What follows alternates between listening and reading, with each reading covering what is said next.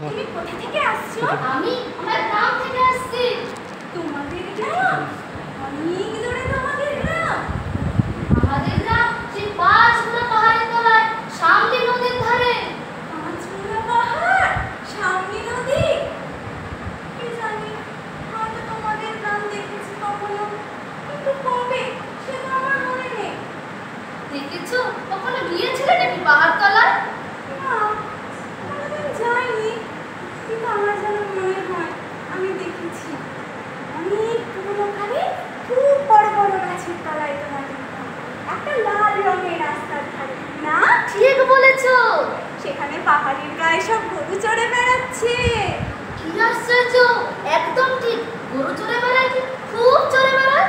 মেয়েরা সব নদী থেকে মাথায় কলসি করে জল তুলে নিয়ে যাচ্ছে। তাদের সব লাল শাড়ি পরা। হ্যাঁ, একদম ঠিক। আমাদের পাড়ায় গয়লা পাড়ার মেয়েরা তো ওর থেকে জল তুলতে আনতে যায়, কিন্তু কিনা তারা যে সবাই লাল শাড়ি পরে এমন নয়। বাবা, কিন্তু তুমি নিশ্চয় এখানে বেড়াতে গিয়েছিলে। সত্যি বলছি দয়ালা, আমি একদিনও যাইনি। কবিতা যেদিন আমার বেরোতে বলবে, তুমি নিয়ে যাবে তোমাদের গ্রামে? নিয়ে যাবো বই কি, খুব নিয়ে যাবো।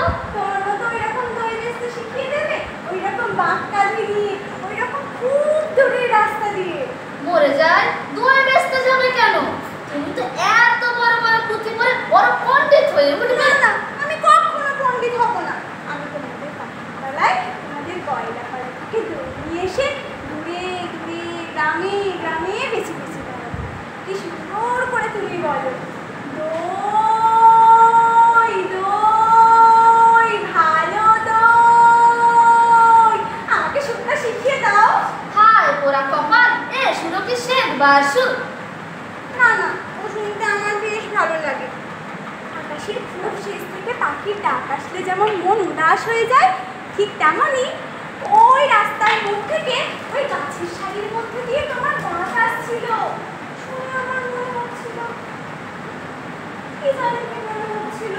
বাবা, এক ভার দই তুমি খাও। কিন্তু আমার তো পয়সা নেই। না না বাবা, পয়সার কথা বলো না। তুমি আমার দই একটু খেলে আমি কত খুশি হব। বললা, তোমার কি অনেক দেরি হয়ে গেল? না বাবা, আমার কিচ্ছু দেরি হয়নি, কোনো লোকসানও হয়নি। দই বেশি যে কত সুখ আজ আমি তোমার কাছ থেকে শিখে নিলাম। দই দই ভালো দই ভালো দই, পাঁচমুড়া পাহাড়ের তলায় সামনে নদীর ধারে গয়লাদের বাড়ির দই। তারা ভোরের বেলায় গরু দাঁড় করিয়ে দুধ দই, মেয়েরা সন্ধ্যাবেলায় দই পাতে সেই দই। দই দই দই ভালো দই। এই যে রাস্তার প্রহরী পায়চারি করছে। প্রহরীর প্রবেশ। প্রহরী, একটিবার শুনে যাও না প্রহরী। অমন করে ডাকাডাকি করছো কেন? আমাকে ভয় করো না তুমি? কেন? তোমাকে ভয় করবো কেন? যদি তোমাকে ধরে নিয়ে যায়? কোথায় ধরে নিয়ে যাবে? অনেক দূরে, ওই পাহাড় পেরিয়ে? যদি রাজার কাছে নিয়ে যায় তোমাকে? রাজার কাছে নিয়ে যাও না আমাকে। কিন্তু কবিরাজ যে আমার বেরোতে বারণ করেছে। আমায় কেউ কোথাও ধরে নিয়ে যেতে পারবে না। আমাকে কেবল দিন রাত এইখানে বসে থাকতে হবে। কবিরাজ বারণ করেছে? আহা, তাই বটে। তোমার মুখ যেন সাদা হয়ে গেছে, চোখের কোলে কালি পড়েছে, হাত দুখানেতেও শিরগুলি দেখা যাচ্ছে। তুমি ঘন্টা বাজাবে না প্রহরী? এখনো সময় হয়নি। কে বলে সময় বলতেছে? কে বলে সময় হয়? আচ্ছা, তুমি ঘন্টা বাজিয়ে দিলেই তো সময় হয়ে যাবে। সে কি হয়? সময় হলে তবে আমি ঘন্টা বাজিয়ে দিই। বেশ লাগে তোমার ঘন্টা, শুনতে আমার ভারী ভালো লাগে।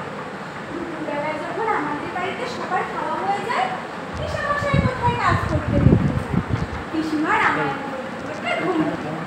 আমাদের বাড়ির খুদে কুকুরটা উঠোনের ওই বনের ছায়ায় লেজের মধ্যে মুখ গুজে ঘুমোয়। তখন তোমার ঘন্টা বাজে, ঢং ঢং ঢং। তোমার ঘন্টা কেন বাজে? ঘন্টা এ কথা সবাইকে বলে, সময় বসে নেই, সময় কেবলই চলে যাচ্ছে। কোথায় চলে যাচ্ছে? কোন দেশে? সে কথা কেউ জানে না। আমি ওটা দেখো, তুই এটা দেখো। কেউ দেখে আমার ভারী ইচ্ছে করছে ওই সময়ের সঙ্গে চলে যাবে, যে দেশের কথা কেউ জানে না, সেই অনেক দূরে। সে দেশে সবাইকে যেতে হবে বাবা। কেউ যেতে হবে? হবে বই কি? কবিরাজি আমার বেরোতে বারণ করেছে। কোনদিন কবিরাজি হয়তো হাতে ধরে তোমাকে নিয়ে যাবে। না না, তুমি তাকে জানো না, সে কে বলি ধরে রেখে দেয়। তার থেকে ভালো কবিরাজ যিনি আছে তিনি ছেড়ে দিয়ে যায়। আমার সে ভালো কবিরাজ কবে আসবে? আমার জান থাকতে ভালো লাগছে না। অমন কথা বলতে নেই বাবা। না না, আমি তো বসেই আছি, যেখানে আমাকে বসিয়ে রেখেছি সেখান থেকে আমি তো বেরোইনি। কিন্তু তোমার ওই ঘন্টা বাজে, ঢং ঢং ঢং, শুনে আমার মন কেমন করে। আচ্ছা প্রহরী। কি বাবা? আচ্ছা ওই যে রাস্তার ওই পারে বড় বাড়িতে নিশান উড়িয়ে দিয়েছে আর লোকজন কেবলই যাচ্ছে আসছে, ওখানে কি হয়েছে? ওখানে ডাকঘর বসেছে। ডাকঘর? কার ডাকঘর? ডাকঘর আমার কার হবে? রাজার ডাকঘর। সেখানে রাজার কাছ থেকে সব চিঠি আসে। আসে বই কি? দেখো একদিন তোমার নামেও চিঠি আসবে। তোমার নামেও চিঠি আসবে? কিন্তু আমি তো ছেলে মানুষ। ছেলে মানুষের রাজা এতটুকু ছোট ছোট চিঠি লেখে। বেশ হবে, কবে আমি চিঠি পাবো? আপনিও যদি চিঠি লিখবেন, তুমি কেমন করে জানলে? তা নইলে তিনি ঠিক তোমার ওই খোলা জানালার বাইরে সোনালি রঙের নিশান দিয়ে ডাকঘর খুলতে যাবেন কেন? আচ্ছা, রাজার কাছ থেকে যদি আমার চিঠি আসে, আমাকে সেই চিঠি কে এনে দেবে?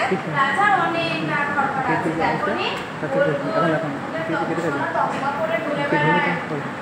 কোথায় দাঁড়াবে? ঘরে ঘরে, দেশে দেশে।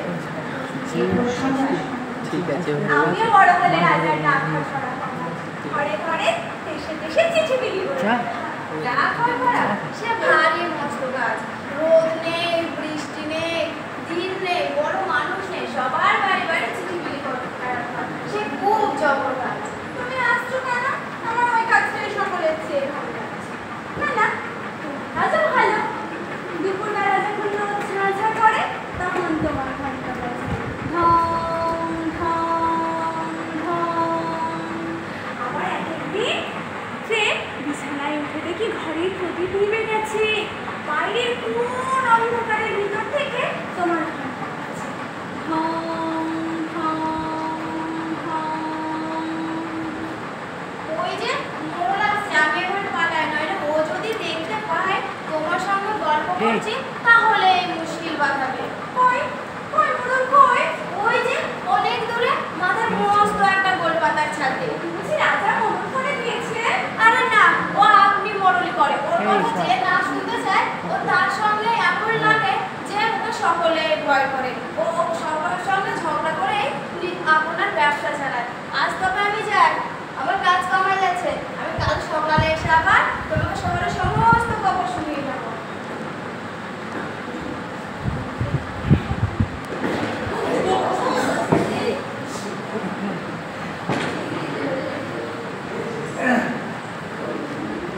সামনে যা, সামনে যা। সোনার প্রবেশ।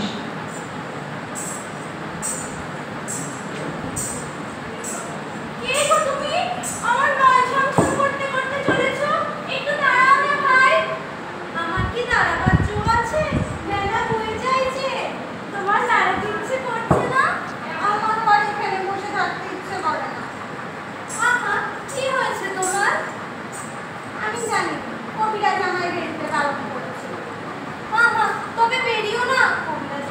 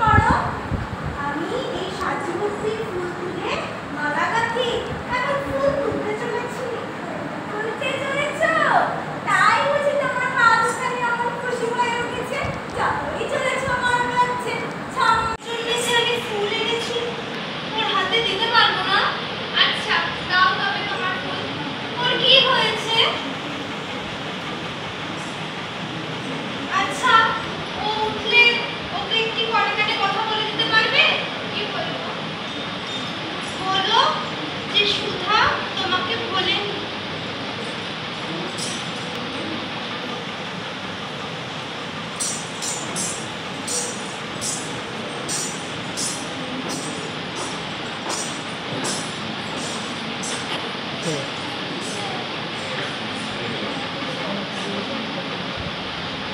সমাপ্ত।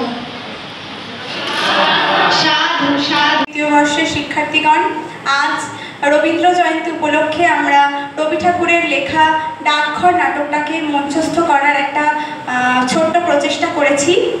আজ এই নাটকে আমি প্রিয়াঙ্কা ভাঙ্গি অমলের চরিত্রে অভিনয় করেছি। আমি পূজা মজুমদার, আমি মোরলের চরিত্রে অভিনয় করেছি। আমি বিনু খাতুন, আমি কবিরাজের চরিত্রে অভিনয় করেছি। আমি তানিয়া খাতুন প্রহরী চরিত্রে অভিনয় করেছি। আমি সুলেখা ঘোষ সুধার চরিত্রে অভিনয় করেছি। আমি রিয়া সরকার, আমি দোয়েলা চরিত্রে অভিনয় করেছি। এই বলো এক কথা হয়। আমি নেহা খাতুন, আমি রাজ কবিরাজের চরিত্রে অভিনয় করেছি। আমি রূপা দাস, প্রথম বর্ষের ছাত্রী, আমি ঠাকুরদার চরিত্রে অভিনয় করেছি। অমল আমাকে ফকির বেশে চেনে। আমি আশিক মল্লিক, আমি রাজদূতের চরিত্রে অভিনয় করেছি। আমি দামোদর ঘোষ, তৃতীয় বর্ষের শিক্ষার্থী, আমি মাধব দত্তের চরিত্রে অভিনয় করেছি এবং প্রায় সকল নাটকের সবাই চেনে আমাকে পিসে মশাই বলে। সাধু সাধু।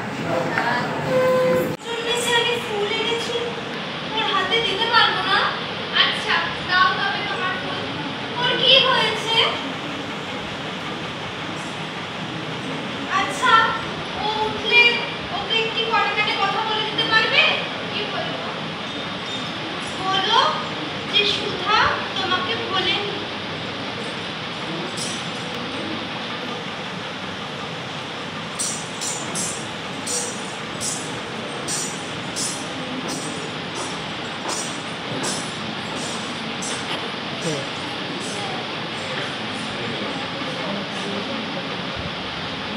সমাপ্ত। সাধু সাধু। দ্বিতীয় বর্ষের শিক্ষার্থীগণ, আজ রবীন্দ্র জয়ন্তী উপলক্ষে আমরা রবি ঠাকুরের লেখা ডাকঘর নাটকটাকে মঞ্চস্থ করার একটা ছোট্ট প্রচেষ্টা করেছি। আজ এই নাটকে আমি প্রিয়াঙ্কা ভাঙ্গি অমলের চরিত্রে অভিনয় করেছি। আমি পূজা মজুমদার, আমি মোরলের চরিত্রে অভিনয় করেছি। আমি বিনু খাতুন, আমি কবিরাজের চরিত্রে অভিনয় করেছি। আমি তানিয়া খাতুন প্রহরী চরিত্রে অভিনয় করেছি। আমি সুলেখা ঘোষ সুধার চরিত্রে অভিনয় করেছি। আমি রিয়া সরকার, আমি দোয়েলা চরিত্রে অভিনয় করেছি। এই বলো এক কথা হয়। আমি নেহা খাতুন, আমি রাজ কবিরাজের চরিত্রে অভিনয় করেছি। আমি রূপা দাস, প্রথম বর্ষের ছাত্রী, আমি ঠাকুরদার চরিত্রে অভিনয় করেছি। অমল আমাকে ফকির বেশে চেনে। আমি আশিক মল্লিক, আমি রাজদূতের চরিত্রে অভিনয় করেছি। আমি দামোদর ঘোষ, তৃতীয় বর্ষের শিক্ষার্থী, আমি মাধব দত্তের চরিত্রে অভিনয় করেছি এবং প্রায় সকল নাটকের সবাই চেনে আমাকে পিসে মশাই বলে। সাধু সাধু।